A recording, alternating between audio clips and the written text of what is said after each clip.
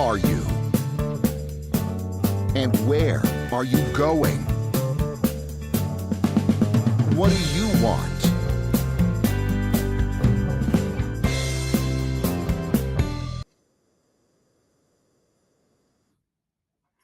Hello and welcome to People Making Money. I'm your host, Kevin Bemel, and we're here every Wednesday at 10 a.m. Pacific time to talk about job hunting, building a business, and building wealth, all of the financial aspects of life.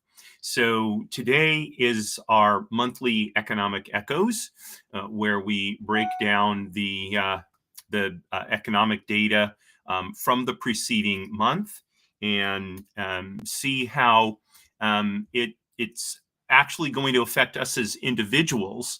I always mention on the show, we don't live the national economy. We live local economies, and we live our own, individual or family economies.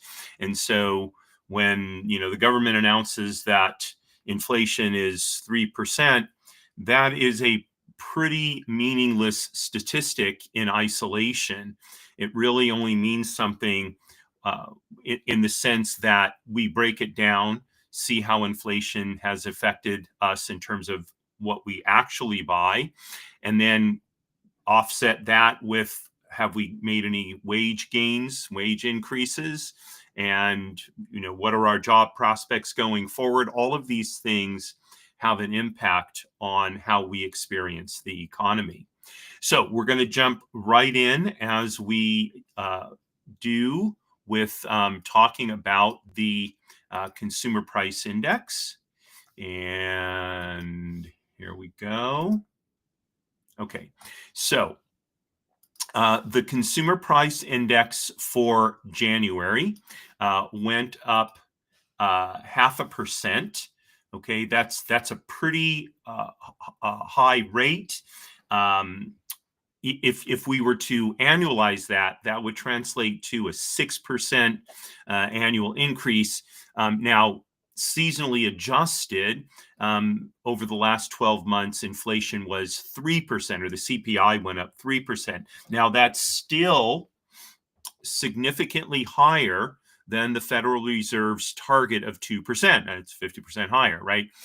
It's not, enormous compared to where inflation was a few years ago, but it's still higher than, than is considered good for the economy.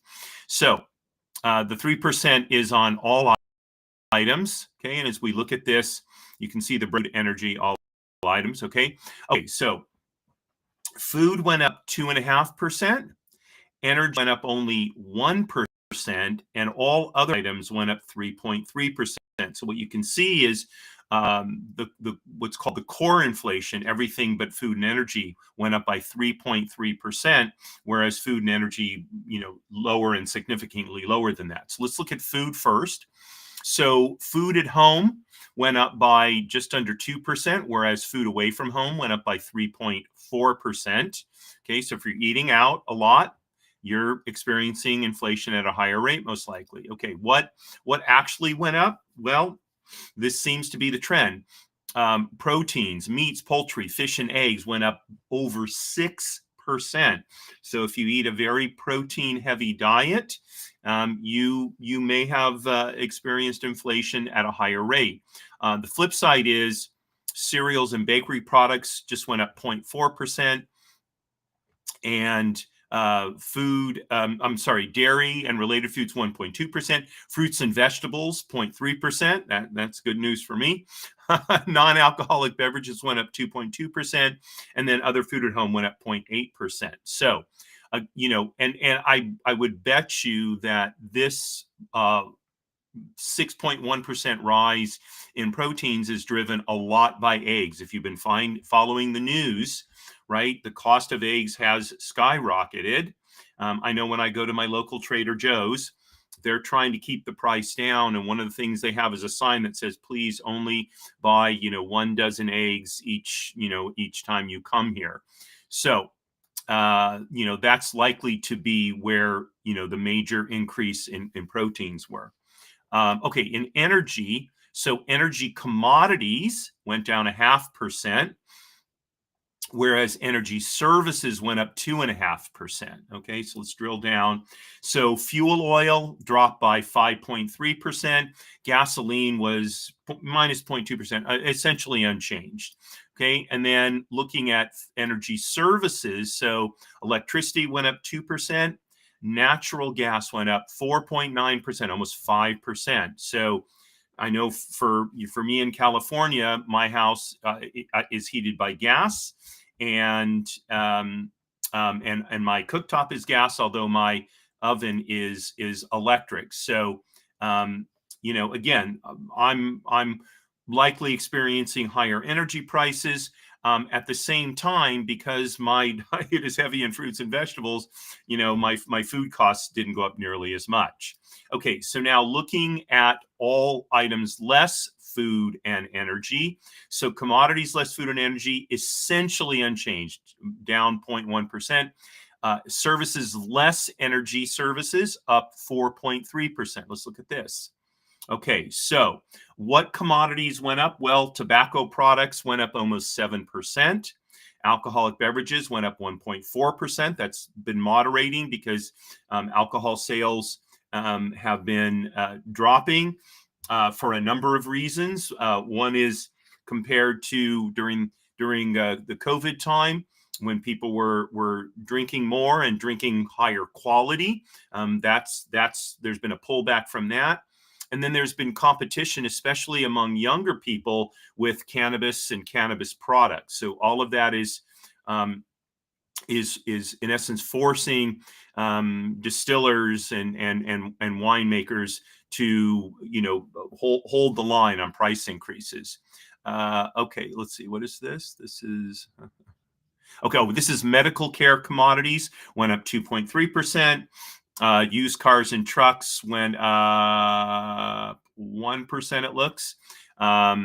New vehicles went down 0.3%, and apparel went up 0.4%. So, the big issues are medical care commodities went up almost 2.5%, and tobacco products almost 7%. Okay, and then let's look at services. Okay. Shelter went up 4.4%. Medical services 2.7%, and transportation services up 8%. Okay, so it's for most of us, it's hard to escape these kinds of costs. So unless you experience something that dropped your costs, like for example, you have fuel oil to heat your home, the reality is you may have experienced inflation at even a higher than 0.5% rate for last month, January, and a higher rate, and it feels like a higher rate than 3% on an annualized basis. Okay, so let's look at the next, and that is let's look at local inflation. Now, I use my local city, Los Angeles, but all you need to do is search CPI for wherever you live. Omaha, Nebraska, Miami, Florida, Coeur d'Alene, Idaho, wherever it is that you live. Okay, and so here in Los Angeles, area prices were up 0.9% over the past month, almost an entire cent here in the LA area. Okay, so almost double the national rate. Okay, it's expensive to live in California.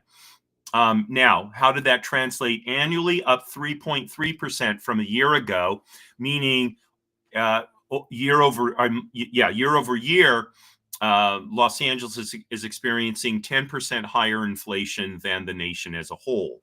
Okay, so let's look at some of the details then.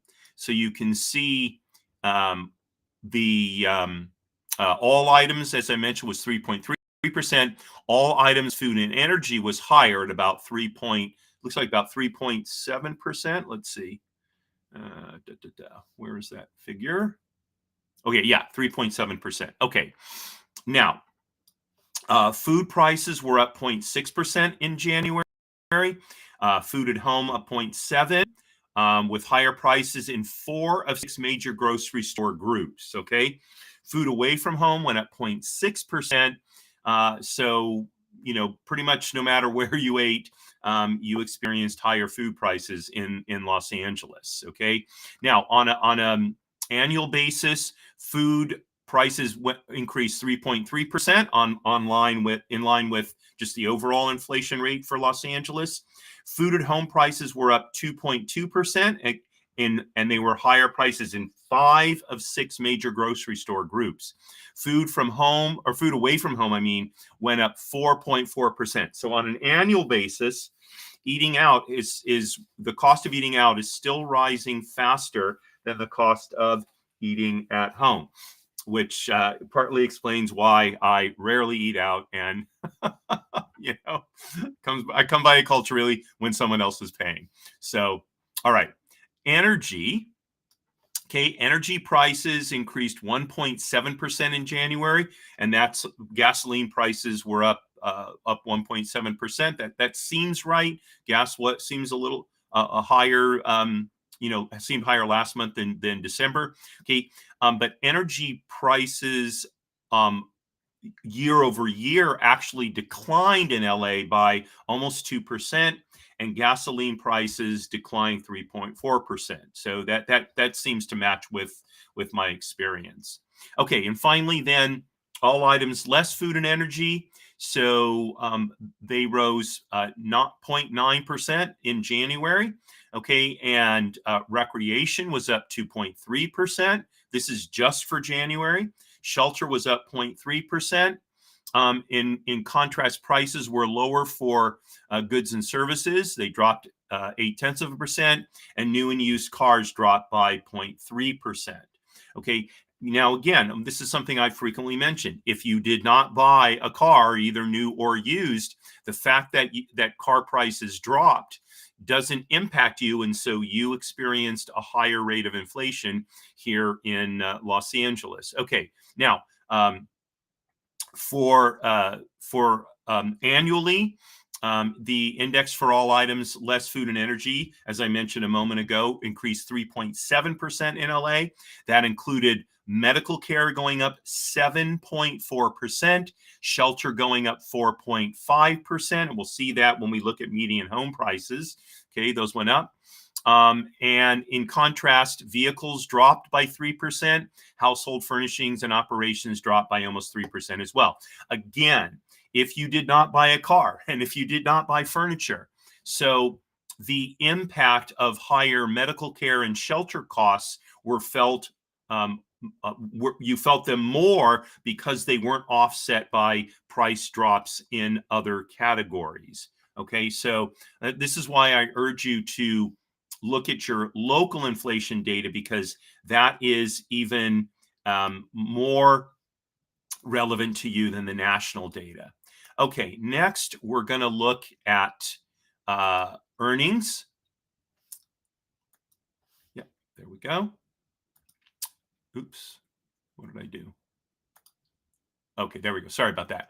Okay, so earnings were out. Okay, real average hour earnings were flat going from December to January to $11.24 an hour. And average weekly earnings actually dropped by, let's see, $1.08. Why was that? Well, because average weekly hours dropped by 0.1%.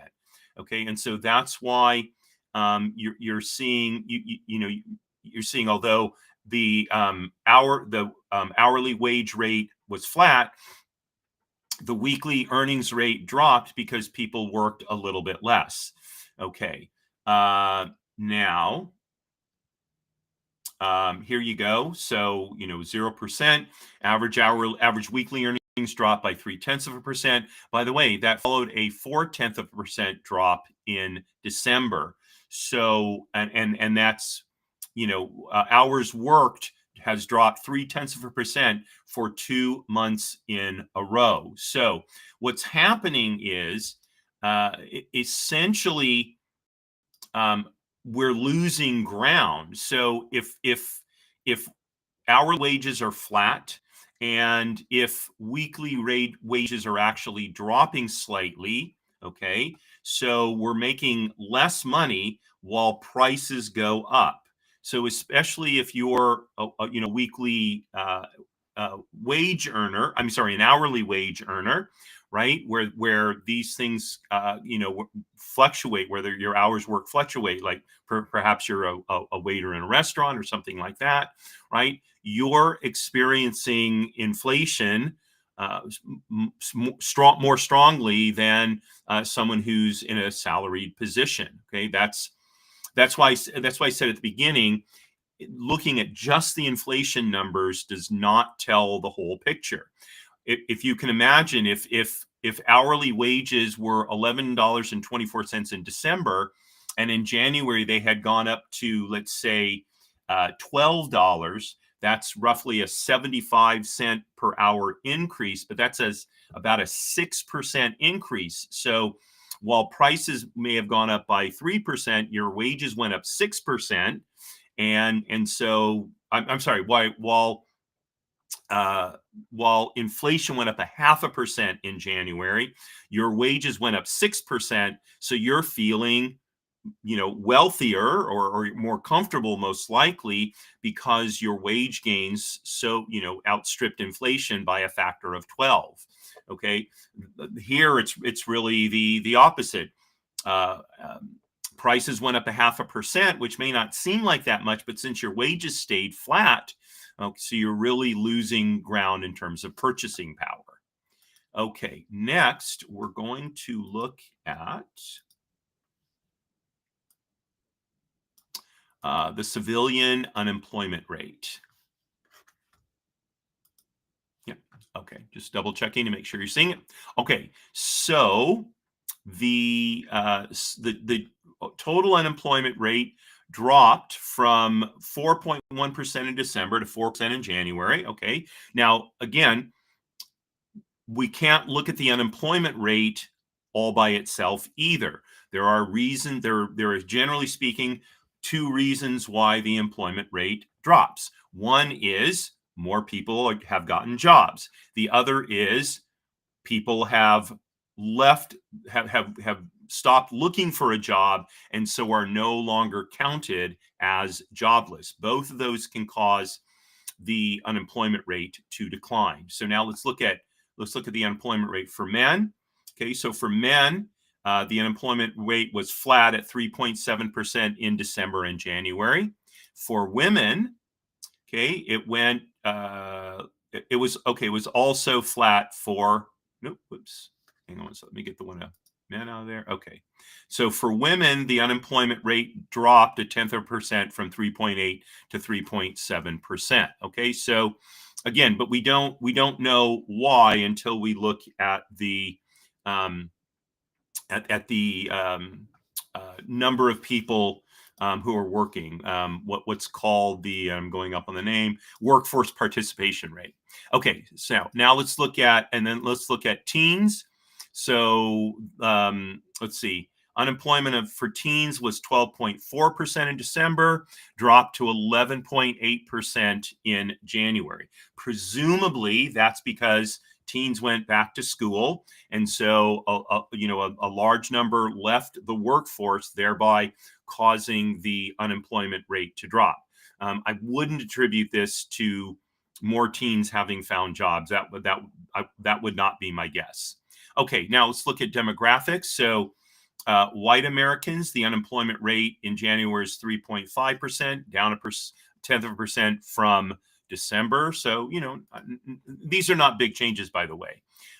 For Black Americans, the January unemployment rate was 6.2%, up 0.1% from December.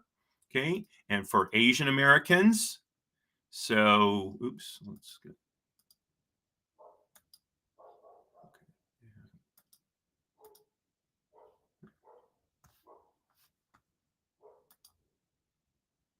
Okay. Okay, so for Asian Americans, the unemployment rate in December was 3.5%, and it rose in January to 3.7%. So a 0.2% increase. That's starting to be significant. And then for Latinos, uh, the unemployment rate was 5.3%. I'm sorry, was 5.1% in December, and it dropped to 4.8% in January. So that is a significant change. Again, is that because more Latinos found jobs, or is it because more of them gave up looking for work? So let's answer that question now by looking at the civilian labor force participation rate. Okay, so the civilian labor participation rate in January was 62.6%. That's up 0.1% from December. So, that the overall unemployment rate went down 0.1%, while the labor force participation rate went up by 0.1%, would tend to indicate that the reason the unemployment rate went down is more people found jobs. Okay, but now let's look at the various groups. So labor force participation rate for men went up 0.1%. For women, it went up 0.3%. Okay, and for teens, okay, there you go. There's my guess was right. It went from 35.5% to 36. I'm sorry, from 37.5% to 36.3%. So the reason teen unemployment went down is because of 0.5% of, because the workforce participation rate of teens dropped by 0.8%. Okay, so that's why you saw that significant change there. All right, now let's look at demographic groups. So among white Americans, workforce participation rate went up 0.1%. For Black Americans, it went up 0.1%. Okay, so not real big changes. For Asian Americans, workforce participation rate went up 0.4% in January. Okay, and finally for Hispanics, okay, and here's the reason why unemployment among Hispanics dropped. Or among Latinos dropped. It's because the workforce participation rate by Latinos dropped from 67.5% in December to 66.7% in January. In other words, it's a 0.7% drop. Okay, so the big changes in unemployment, the big drops in unemployment, didn't come from a lot of people finding work. It came from people dropping out of job hunting. Okay, and unfortunately, that is not a good sign for the economy, that people are giving up. Okay, all right. Well, I will say this could also be a seasonal thing. People got jobs for, during the holidays, December, and now they're going back to, maybe they're going back to school or whatever. So, but generally speaking, it's better for the unemployment rate to drop because more people are getting jobs than it is because fewer people are looking for work.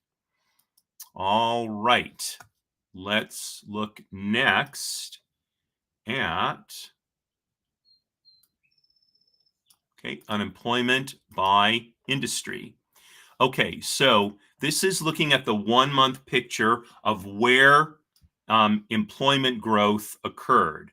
And as has been the case now for, I think, since I've been doing Economic Echoes, so over a year, the big increases in employment in January took place in private education and health services, 61,000 net new jobs, and government, 32,000 net new jobs.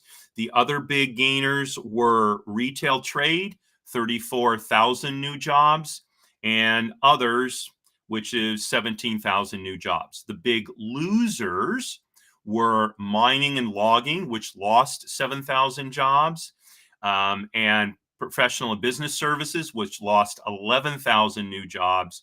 And then leisure and hospitality lost 3,000 jobs. That's probably not unexpected because December is a vacation month, end of the year, that sort of thing. So that's not too unusual. Okay, let's look at the gainers first. So where were job gains in private education and health services? Well, private educational services actually lost 4,400 jobs. Healthcare gained almost 44,000 jobs, and social assistance gained over 22,000 jobs. Now, the thing about these are those are both sectors that are driven by government spending. Okay, so the reason it's important to understand that is because as the current administration continues with its plans to downsize government, so the funds available to increase the number of jobs in government or sectors of the economy that rely very heavily on government financing are likely to shrink. And so it'll be interesting to see what happens in private education and health services as President Trump's time in office continues. Okay, for government, like I said, 32,000 new jobs, 9,000 new jobs at the federal level, 2,000 at the state level. Local government continues to be the biggest increase in government jobs at 21,000, and education almost 11,000 in local education, 11,000, and local government excluding education almost 10,000. Now in the federal government, the job gains came.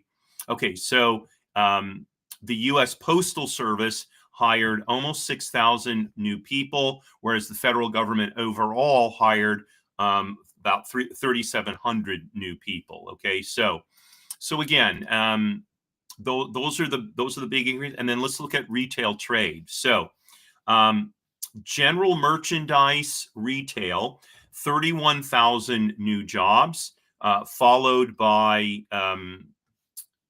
sporting goods, hobby and musical instruments, books and miscellaneous retailers, 7,600 new jobs, and then motor vehicle and parts dealers, 4,500 new jobs. Now, those were offset a little bit by a loss of 800 jobs in building material and garden equipment and supplies, 1,700 jobs lost in furniture and home furnishings, electronics, etc., and 7,700 jobs lost in clothing, accessories, shoes, and jewelry retailers. So it is interesting because, excuse me, I noticed that in where I'm often walk in Beverly Hills, so a store by the name of Koss closed. They're the higher end label for H&M, which is a European company. And I was talking to the people.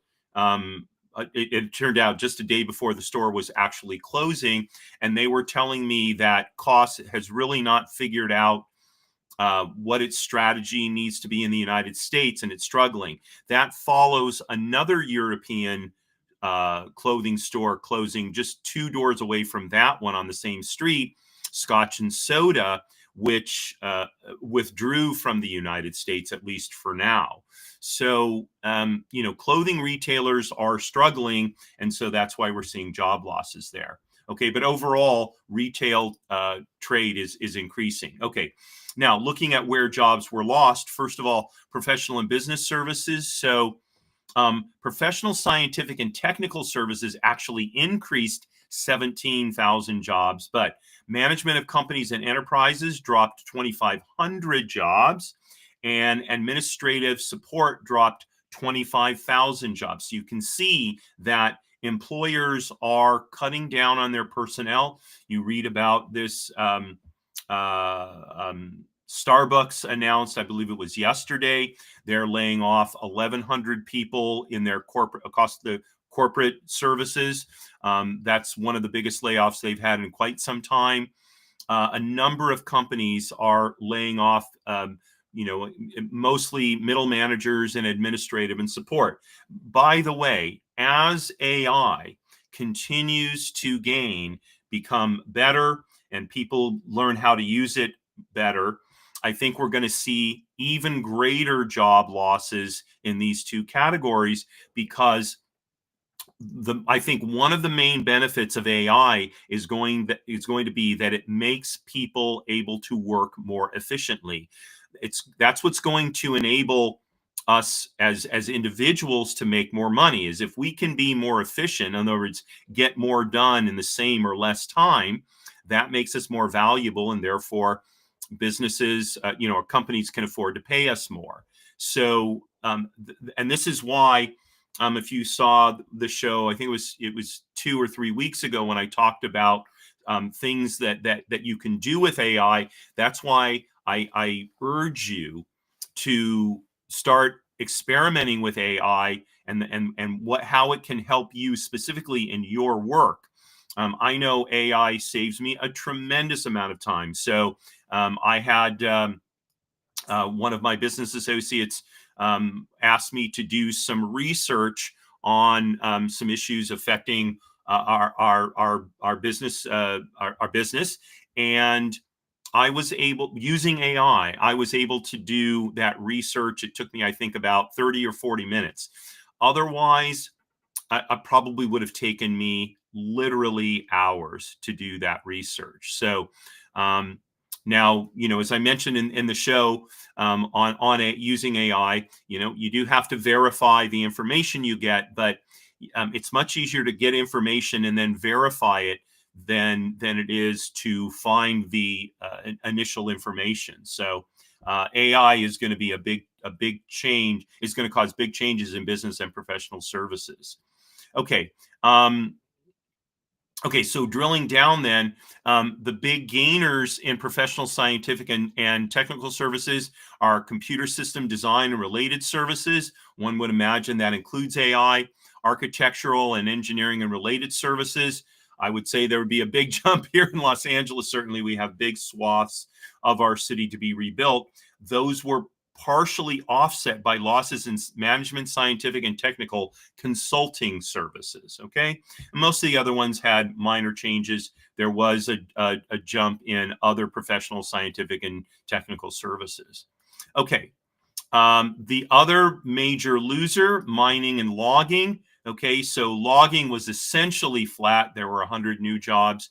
Mining, quarrying, and oil and gas extraction dropped 7,700 jobs. Now, obviously, that's going in the opposite direction of where the current administration wants to go with their whole, drill, baby, drill situation. But first of all, oil and gas extraction companies are looking to be more efficient in their activities, and so they're looking to use more technology. They're looking to use it more intelligently, and so it may be that they can still increase production even with a smaller number of people. Okay. And so here we go. Oil and gas extraction actually was not changed.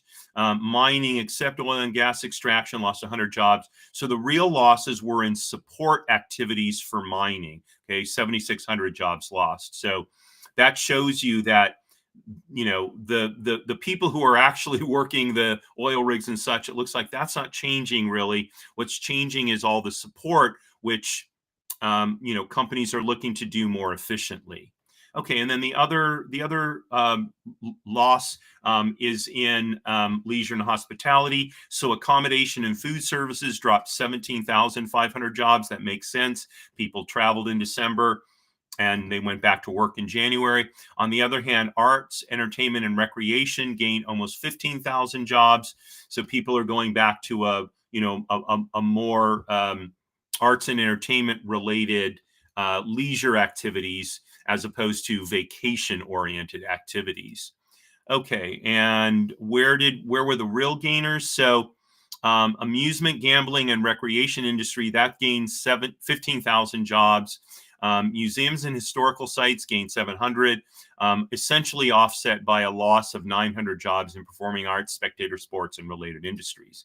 Okay, and then in terms of accommodation and food services, so both accommodation and eating and drinking places lost jobs, which again makes sense. Okay, so this is the 1 month picture. Let's look at the 12-month picture just to see. Not a whole lot of difference in terms of what's happening in various sectors. Again, healthcare and government lead the way in job creation over the last year with 1.4 million jobs gained there. Construction had 178,000 new jobs. Transportation, warehousing, 128,000 new jobs.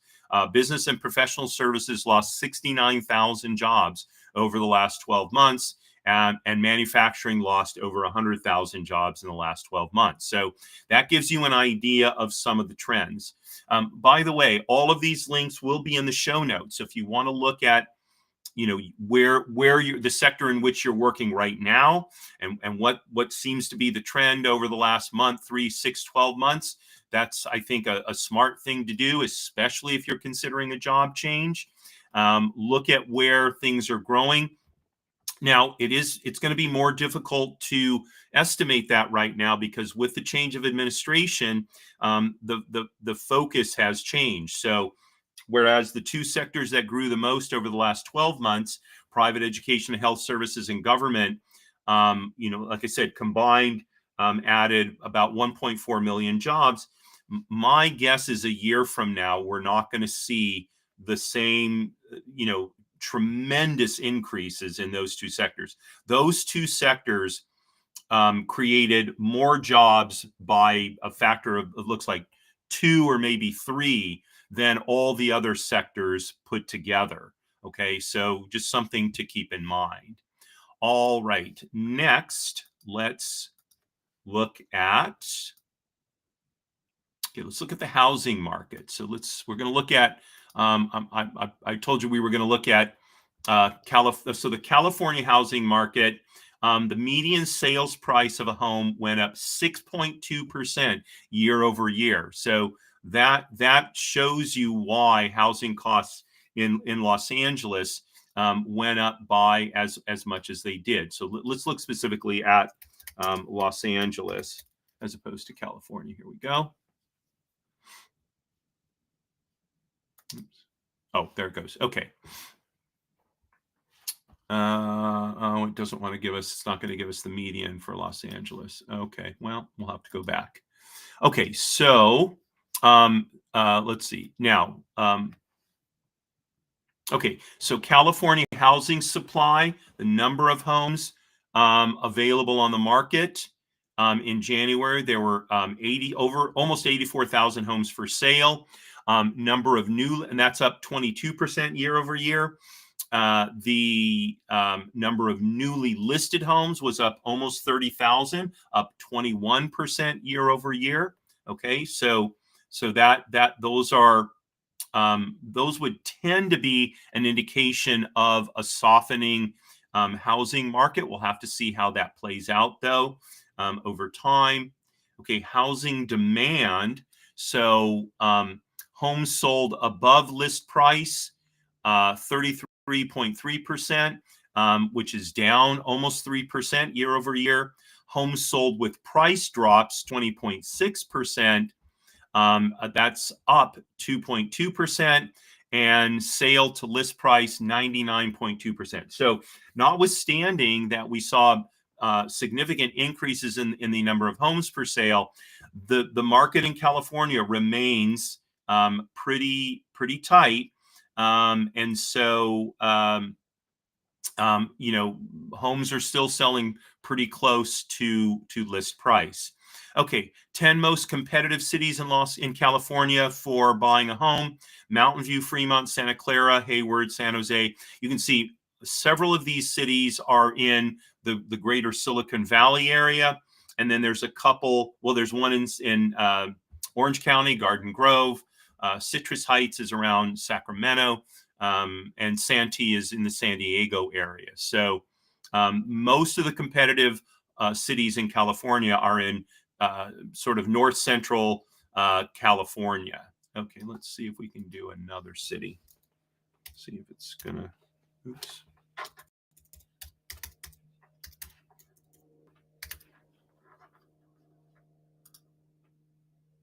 Okay, now let's contrast that with Omaha, Nebraska. So Omaha, Nebraska, median price in January went up 3% to 261,500. Okay, and number of homes sold dropped slightly to 284. Median days on market 28. Okay, now the median sales price of a single family home was 263,400, as opposed to condos, which are 194,800, a 30% drop year over year in the median sales price for a condo. Okay, as opposed to a townhouse, where actually townhouses are selling at a higher price than single family homes. Interesting, slightly higher. Okay, now. Okay, sale to list price, 98.2%. So a pretty tight in Omaha as well. And you can see that 17.3% of homes sold above list price, 32 point, and that was down 9% from year over year, whereas 32% sold with price drops. That's up almost 10%. So it would appear that the Omaha market is cooling a little bit. So people moving to Omaha they're moving to Omaha from places like Kansas City, Washington, LA, San Francisco, Denver, Las Vegas, Seattle, Columbus, Nebraska, Lincoln, Nebraska, and New York, interestingly enough. People leaving Omaha, on the other hand, are generally leaving for other Midwestern cities and Florida. The outliers are Chicago, Illinois, although it's just a small net outflow. And that's it. All the rest are Midwestern cities or Florida. So they're looking for, warmer weather, I think, if they're moving to Florida. Okay, let's do one more.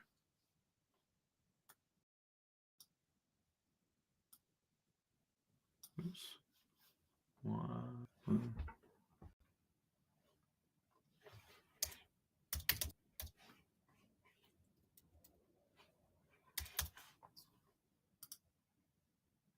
I don't know why it's doing that. Sometimes it gives me the data and sometimes it doesn't.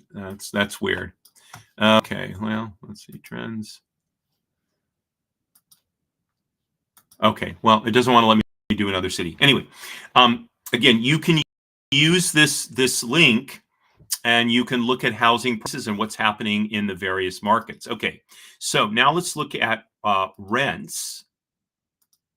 Oops, a little too far. Okay, so here we go. Okay, so this gives you a nice comparison of various cities. You can see Phoenix rents have flattened out. Los Angeles, they've dropped a little bit, etc. So let's look at some of these markets. Let's look at LA first of all. Okay, so month over month change, rents went down $30. Year over year change, rents went down $50 a month. And you can see the rental price range really starts at about 1,700 and goes all the way. There's up to $300,000. That must be some kind of home. Okay, average rent price over time. You can see there was a spike in October, but it's been right around 2,800 for the last. Okay, so not a big change. The market temperature is warm. Okay, and these are sort of sub-markets. You can see rents decline in Beverly Hills and Marina Del Rey. They sort of tapered off in View Park, Windsor Hills, and Ladera Heights and Culver City. So some of the sub-markets. Okay, now let's look next at Omaha. Okay, so Omaha, Nebraska, average rent about $1,500, down $14 month over month, but up almost $200 year over year. And you can see that the rental price ranges in Omaha really go from 700 to maybe about 2,500. There are some very pricey rentals in Omaha, but they top out at $5,000 a month as opposed to $300,000 a month in Los Angeles. Okay, rents have been relatively flat at around $1,500 a month since July of last year. Before that, they fluctuated quite a bit between about $1,300 and $1,500 a month, but they've been rising steadily since April to where they are now. Okay, so again, the market temperature is warm in Omaha, and then let's look at one more market. Let's look at Miami, Florida. Okay, Miami, Florida. Average rents went up $3 a month, month over month, but down $247 year over year. Okay, and you can see that the rental properties range from about $1,700 to maybe about $3,900, $4,000 a month. Although there is quite a bit at the over $5,000 a month. Those are the very luxury rentals for sure. Okay, rents have been trending down in Miami since June of last year. They were flat from March through June, and now they've trended down, losing over $200 a month it's really been since June. So there's been a lot of discussion about how hot the Miami market is.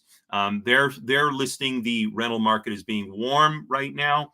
That's probably because people feel they've been priced out, and so it's not nearly as desirable a place to go as it was a years ago. Okay, so those are where you can find how rents are trending. If you're looking to move, to renegotiate your lease, relocate, both the average home price and the rental average rent, those are things I encourage you to take a look at. Okay, the last thing we're going to look at is consumer sentiment. Okay, so this is a survey done by the University of Michigan. This is I just recently added this to Economic Echoes, I think just a month or two ago, and it's got some interesting data here. So the index of consumer sentiment has dropped year over year by almost 16%. Okay, and just in the last month, it's dropped 10%. Okay, so consumer sentiment is how people feel about how the economy is doing, basically. So for example, and I'm just giving you from the notes here, all 5 index components deteriorated this month, led by a 19% plunge in buying conditions for durables, in large part due to fears that tariff-induced price increases are imminent. Okay, so expectation for personal finances and short-run economic outlook also declined, while as did the long-run economic outlook. Okay, and this is the lowest reading since 2023. Okay, now this is a somewhat partisan divide. So the sentiment fell for both Democrats and independents, but Republicans were unchanged. Okay, and so really what that indicates is that Republicans appear to like the economic policies in the early days of the Trump administration, whereas Democrats and independents are either don't like them or are more skeptical about them. Okay, The index of current economic conditions also over 17% year over year, 12.5% month over month. Okay, so how people feel about current economic conditions, they are not nearly as positive. Okay, now, and again, another drop in the index of consumer expectations. So a 15% drop year over year and an 8% drop month over month. So, really, what this is showing is trepidation on the part of consumers, of people, and that's not unusual for this to happen in the early days of a change of administration. While many of these new policies are coming in, change tends to be what disturbs people. So I think, as the Trump administration continues with its activities, how things are going to go will become clearer, and we might start to see consumer sentiment certainly level off, if not increase again. That's possible as the impact of programs like Doge and such start to actually be felt in the economy. Right now, really nothing that President Trump has done has really made its way through the economy. Things just don't ripple through that quickly, and so we really need to give it some time to see how that's going to play out. Okay, so let's see. Hey, Lamon, good to see you. He dropped me a comment, and so that's our economic echoes for this month. We'll be back toward the middle end of next month to see how things have changed. And again, I encourage you to spend just 20 minutes, 20 minutes, really looking at the economic data and thinking about how it affects you personally, and how it impacts the decisions you need to make for you and your family, so you can do it in a more informed way. So thank you so much for joining me today. Really appreciate it. And let's see, tomorrow at 5 p.m. Pacific time is my show, Jiggers' Place. This is our end of the week time to have a cocktail and talk about all the things that have nothing to do with business and our business and professions, that sort of thing. So I'm going to be talking about the things that make life worth living. Not family and all of that, which of course does, but the little niceties. I shouldn't say that make life worth living. Maybe I should say that make life more enjoyable. And I'm going to be doing that through one of my favorite books. It's called Acquired Tastes by one of my favorite authors, Peter Mayle. I've read, I believe, every book that Peter Mayle has written, starting with A Year in Provence, which was his breakthrough book. And, he wrote both fiction and nonfiction, and like one of my favorite authors. Unfortunately, he passed away.